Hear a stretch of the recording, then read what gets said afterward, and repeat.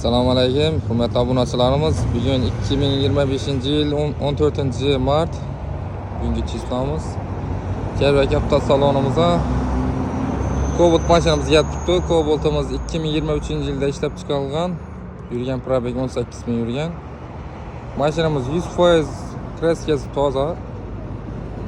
Umuman kırılgan yeri yo'q. Yumshoq balonlari bor.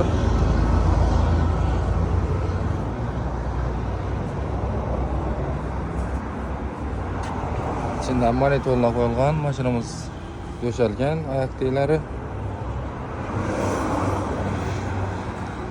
Mashinamiz narxini 140 milyon so'mdan qo'ydik.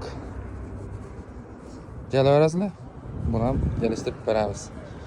Damazimiz 2024-yilda ishlab chiqarilgan 4000 km yurgan mashinamizda yumshoq balonlari bor, 13 lik diskali, metan, birinchi nomer olingan. Buni narxi 104 milyon so'm. Bundan ham kelishtirib beramiz qaytib ustunda. Yedan gapiribdi mashinamiz. Shu spravka mashinamiz 0 probeg. Buni narxini 91 milyon so'mga qo'yib beramiz sizlarga. Podpischilari. 2014-yilda ishlab chiqarilgan mashinamiz robotchi mashina.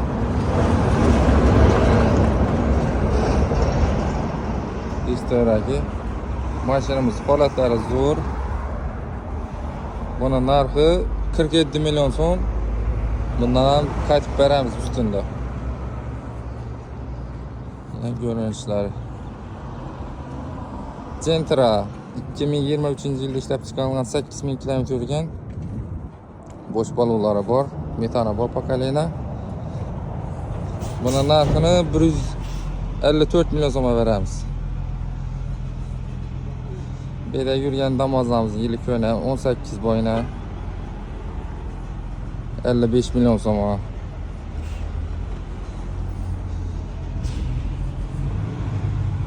bo 15-yil zang churiklar ishlangan. Holatlar yaxshi. Buning ham narxi 55 milyon so'm.